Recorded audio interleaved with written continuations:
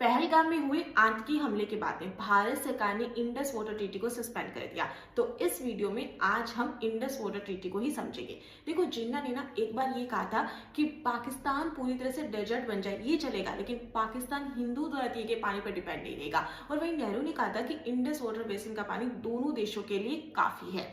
पाकिस्तान का 90% food production और 25% GDP इसी पर डिपेंड है। अब देखो, होता क्या है कि 1948 के भारत पाकिस्तान युद्ध के बाद में पाकिस्तान वर्ल्ड बैंक के पास चला जाता है।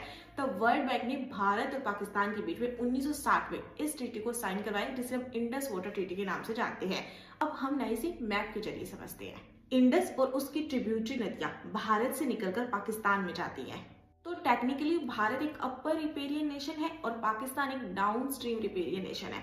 अब देखा जाए तो भारत के पास में नदियों का पूरा कंट्रोल था, लेकिन भारत फिर भी इसका फायदा नहीं उठाता है। और ये इंडस वाटर ट्रीटी एक वाटर शेयर एग्रीमेंट था। पश्चिमी नदियां इंडस, चेनाब और झेलम पाकिस्तान के हिस्से में आई, जिसमें पूर्वी नदियां रावी, सतलुज और ब्यास को भारत को दिया गया। अब आपको सुनने में कितना सही लग रहा होगा ना कि 3 नदियां भारत के पास में और 3 पाकिस्तान के पास में, लेकिन ऐसा है नहीं। देखो, इंडस वाटर के 168 मिलियन एकड़ फीट में से भारत को केवल 33 मिलियन एकड़ फीट मिला, यानी कि केवल 20%। और पाकिस्तान के पास में इसका 80% कंट्रोल है। पाकिस्तान को इन नदियों से उनके वाटर सप्लाई का 90% हिस्सा मिलता है। देखो, ये इंडस वाटर ट्रीटी साइन करके भारत ने पूरी दुनिया के सामने पीस और यूनिटी का एक एग्जाम्पल सेट कर दिया।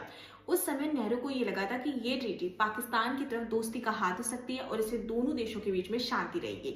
अब कुछ लोग ना इसे नेहरू का 6th ब्लंडर भी कहते हैं। इस ट्रीटी को साइन करने के बाद में नेहरू को काफी क्रिटिसिज्म का सामना करना पड़ा था।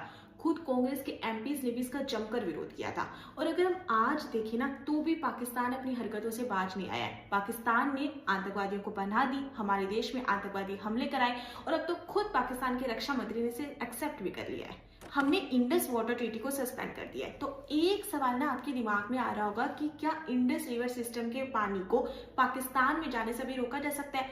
देखो, हम अगर अभी की बात करें तो इंडिया में अभी वैसा इंफ्रास्ट्रक्चर नहीं है कि वाटर सप्लाई को ब्लॉक या डाइवर्ट किया जा सके, और ऐसा इंफ्रास्ट्रक्चर बनाने में हमें सालों लग सकते हैं।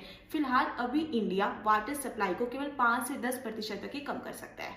और इन सब पर ना आपकी क्या ओपिनियन है, मुझे कॉमेंट सेक्शन में बताना।